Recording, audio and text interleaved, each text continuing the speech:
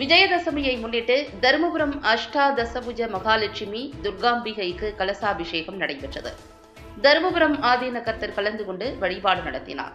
மயிலாடுதுறையில் தருமபுரம் ஆதீனத்தில் அமைந்துள்ள அஷ்டாதசபுஜ மகாலட்சுமி துர்காதேவி கோவிலில் நவராத்திரி விழாவினையொட்டி ஆண்டுதோறும் சண்டி ஹோமம் நடைபெறுவது வழக்கம். அந்த வகையில் 75வது ஆண்டு விழா கடந்த 22ஆம் தேதி தொடங்கியது. தொடர்ந்து தினமும் சண்டி ஹோமம் நடைபெற்று வந்த நிலையில் சண்டி ஹோம பூர்த்தியை முன்னிட்டு மகா பூர்ணாகுதி செய்யப்பட்டது.